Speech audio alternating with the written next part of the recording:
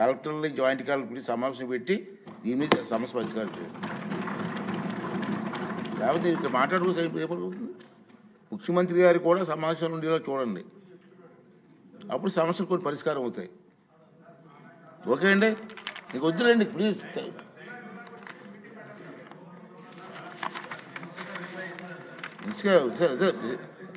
నిశ్చిగారు మాట్లాడు, అయిపోయింది, క్లోజ్ చేయండి ప్లీజ్. క్లోజ్ చెప్పాను, క్లియర్గా చెప్పింది. అధ్యక్ష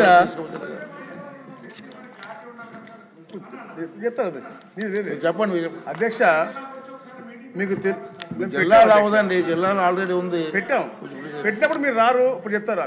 అధ్యక్ష మీకు తెలుసు అధ్యక్ష, ఈ ప్రభుత్వం ఏర్పడిన తర్వాత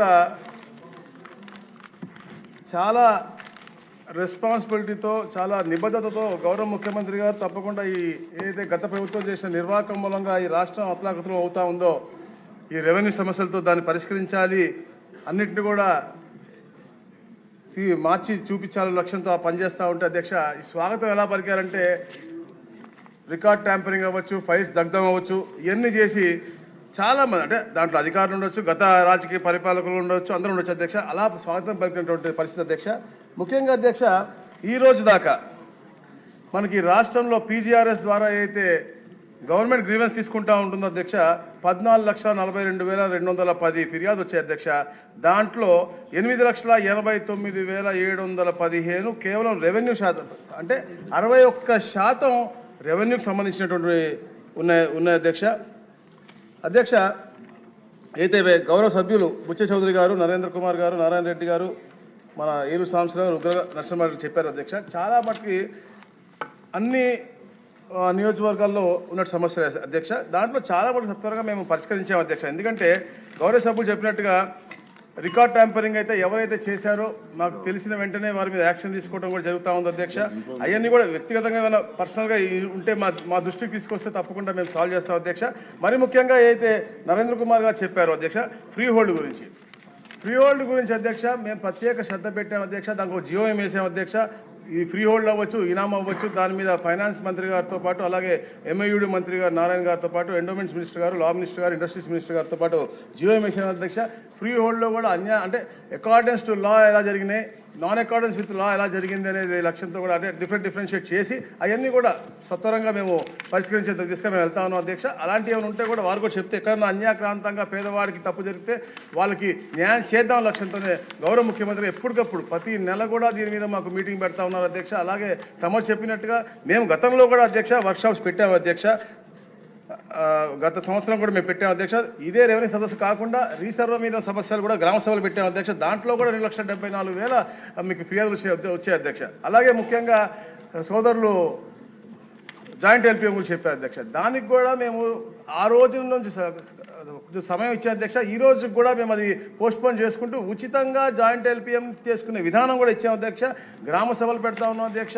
ప్రతి ఒక్క అంటే రీసర్వేలో వాళ్ళు తెలిసే విధంగా టైం లైన్ పెంచాము అధ్యక్ష. గ్రౌండ్ ట్రూతింగ్ టైం ఇచ్చాము అధ్యక్ష. ఎందుకంటే ముఖ్యంగా మనకు వచ్చేది బౌండరీ డిమార్కేషన్ అయితే ఎఫ్లైన్ పిటిషన్స్ ఉంటాయో అవి రీసర్వేను, అసైన్మెంట్ ఆఫ్ హౌస్ సైట్స్ మీద ఇలాంటి మీద ఎక్కువ సమస్యలు ఉంటాయి కాబట్టి దానికి ప్రత్యేకమైనటువంటి శ్రద్ధ పెట్టి అధికారులకు కూడా మేము అంటే కొన్ని అధికారులు అటు ఇటు మార్చి కూడా అంటే ఎవరైతే జేసీల దగ్గర ఉన్నాయో కింద స్థాయి ఆర్డీఓలు, ఎంఆర్ఓలు పరిష్కరించే విధంగా కూడా మేము చేస్తా ఉన్నాం అధ్యక్ష.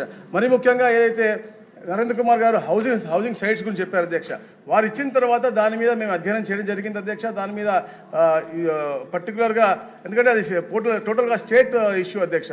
ఎందుకంటే సర్వే చేస్తే అధ్యక్ష ఎవరికైతే అసైన్ చేశారో దాంట్లో 20% కూడా వాళ్ళు లేరు కాబట్టి వాళ్ళ వారసులు కూడా లేరు కాబట్టి ఈరోజు అది చేసే మెథడాలజీ కూడా అంటే క్యాబినెట్ తీసుకొచ్చి చేయాలి కాబట్టి దాని మెథడాలజీ కూడా మా అధికారులు దాని మీద అధ్యయనం చేస్తాను అధ్యక్ష. అది కూడా త్వరగా పరిష్కరిస్తాం అధ్యక్ష. ఇట్లాంటి సమస్యలు ఎన్నున్నా కూడా ఇప్పుడు కొండబాబు గారు అడిగినట్టుగా మేము రీజనల్ కాన్ఫరెన్స్ గతంలో కూడా పెట్టాం. మళ్ళీ కూడా 21 ఫిబ్రవరి నుంచి కూడా వర్క్షాప్స్ పెడతా ఉన్నారు అధ్యక్ష. కలెక్టర్స్, జేసీసీ, ఆర్డీఓస్తో తప్పకుండా ఇవన్నీ కూడా దాంట్లో కూడా వర్క్షాప్స్లో కూడా మనకి ఈ రెవెన్యూ సమస్యలన్నీ కూడా షెడ్యూల్ అయినాయి అధ్యక్ష.